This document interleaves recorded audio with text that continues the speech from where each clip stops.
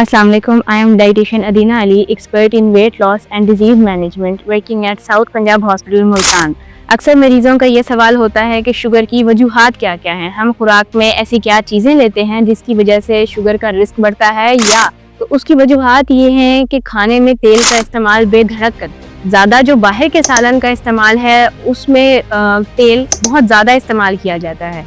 और इससे बात है कि वो जो ऑयल है वो आपके इंसुलिन को काम करने में रुकावट करेगा, और हम ऐसा नहीं चाहते। शुगर को कंट्रोल करने के लिए हमारी जिस्म की इंसुलिन को प्रॉपरली वर्क करना बहुत ज़रूरी है। दूसरी वजह ये है कि मैदे का इस्तेमाल बहुत ज़्यादा है। मैदे के बहुत आम से सोर्सेज हैं जिनको हम नज़रअंदाज कर देते हैं कि अच्छा इसमें भी मैदा है। ब्रेड्स हैं, बिस्किट्स हैं, केक रस, बेकरी की चीज़ें हो गई।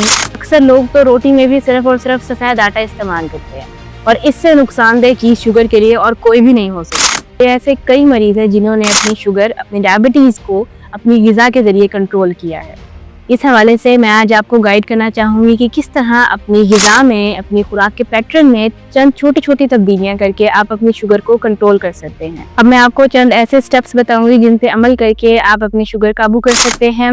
नंबर 1, आप अपने रोटी में जो आटा इस्तेमाल करते हैं वो अगर तो रिफाइंड फ्लोर है तो उसको ख़त्म कर दें। गंदम के आटे को जौ के आटे के साथ मिक्स करके, या फिर जौ और बेसन के आटे के साथ मिक्स करके इस्तेमाल कर सकते हैं। एक और तरीका ये है कि आप बाजरे के आटे की रोटी इस्तेमाल कर सकते हैं। ये सब लो ग्लाइसेमिक इंडेक्स फ्लोर्स हैं, और इनका इस्तेमाल करके ना सिर्फ ये कि हम अपनी शुगर को कंट्रोल कर सकते हैं बल्कि और बहुत सारी बीमारियों के रिस्क को कम कर सकते हैं, क्योंकि रिफाइंड फ्लोर जिसको मैदा कहा जाता है वो और भी कई बीमारियों का रिस्क बढ़ाता है। स्टेप नंबर 2, कि अगर आप चावल ले रहे हैं तो आप चावलों के साथ उतनी ही मिकदार में सलाद का इस्तेमाल करें। किसी ना किसी तरह की सब्जी का उतनी ही मिकदार में इस्तेमाल करना।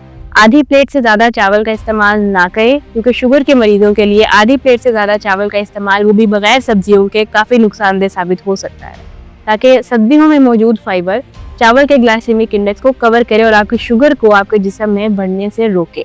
स्टेप नंबर 3, अगर आप कोई फल इस्तेमाल करना चाहते हैं तो बेहतर है सबसे पहले तो एक असूल को फॉलो करें, और वो ये है कि एक वक्त में एक फल। शुगर के मरीजों के लिए ये असूल बना हुआ है, एक वक्त में एक फल से ज़्यादा वो किसी सूरत नहीं खा सकते। और बेहतरीन तरीका ये है कि अगर वो फल भी छिलके समेत खाए जाने वाला हो। जैसे छिलके समेत खाए जाने वाले फलों में सेब, नाशपाती, अमरूद और आड़ू आते हैं। ये फल वो हैं कि जिनमें हाई फाइबर सोर्स है। इन फलों के इस्तेमाल से आपको जो शुगर क्रेविंग्स होती हैं वो भी कवर अप होगी, और आपकी शुगर स्पाइक भी नहीं करेगी बॉडी में। स्टेप नंबर 4, कि आप जो भी फल ले रहे हैं उसके साथ चंद थोड़ी से मिकदार में कोई ना कोई सीड्स का इस्तेमाल करें। जैसे पंपकिन सीड्स, ये सबसे अच्छा एंटीऑक्सीडेंट का सोर्स है। आप फ्लैक्स सीड्स का इस्तेमाल कर सकते हैं, पाउडर की सूरत में इस्तेमाल करें या बीजों को साबुत इस्तेमाल करें। तकरीबन 7 से 8 या 1-2 चम्मच पंपकिन सीड्स का फलों के साथ इस्तेमाल करके आप अपने ग्लाइसेमिक इंडेक्स को कंट्रोल कर सकते हैं, खुराक के ग्लाइसेमिक इंडेक्स को कंट्रोल कर सकते हैं, और अपनी बॉडी में शुगर को स्पाइक करने से रोक सकते हैं।